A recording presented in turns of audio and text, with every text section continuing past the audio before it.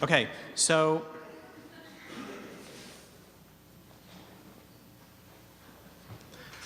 I don't know if you know this, but the original draft of the movie Star Wars was not written by Lucas. The original draft was written by environmentalists, and it's a little bit different.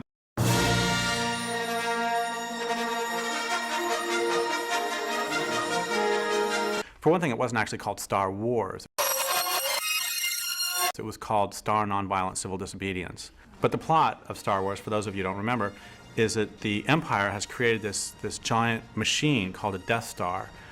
And it's a machine that's capable of destroying entire planets. And in the movie, the rebels find a way to destroy the Death Star. And then at the very end, Luke Skywalker uses the Force to get past all the TIE fighters and to drop a torpedo down a thermal exhaust port and to blow up the Death Star.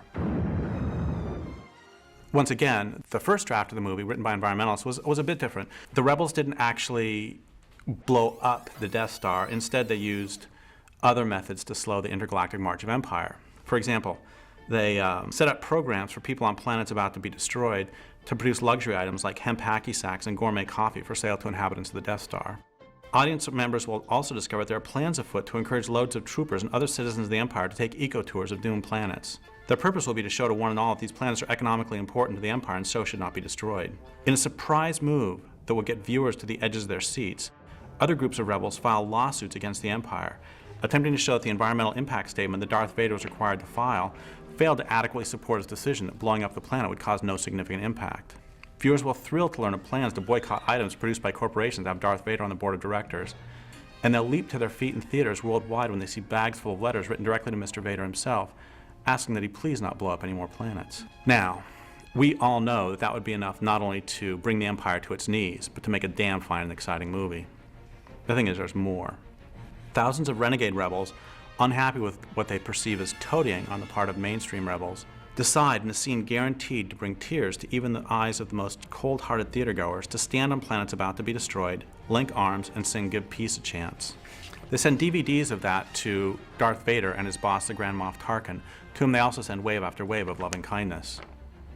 A few of the rebels sneak aboard the Death Star and they lock themselves down to various pieces of equipment, and stirring debates are held on screen as to whether the rebels should voluntarily surrender on approach of the troopers or whether they should remain locked down to the end.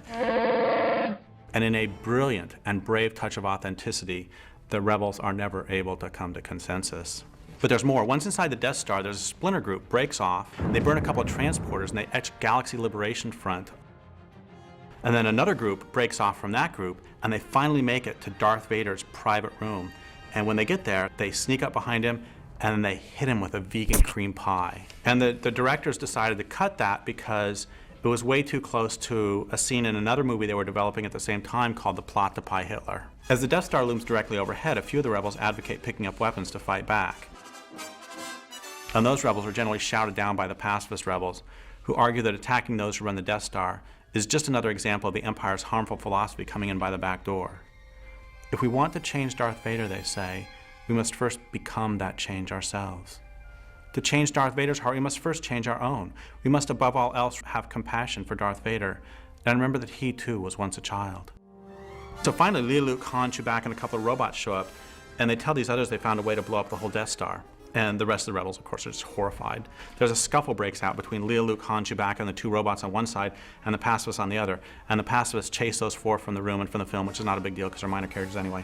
But anyway, the way the movie ends is that the Death Star looms closer and closer, and then you see the Death Star, and then you see the planet, and then you see the Death Star, you see the planet, and then you see the Death Star, and you see the lasers start to glow this hellish red, and then you see the planet again, and then you see psst, this little light, and what that is, that's the environmentalists getting away before the planet gets blown up. And you see the Death Star again, and then it blows up the planet.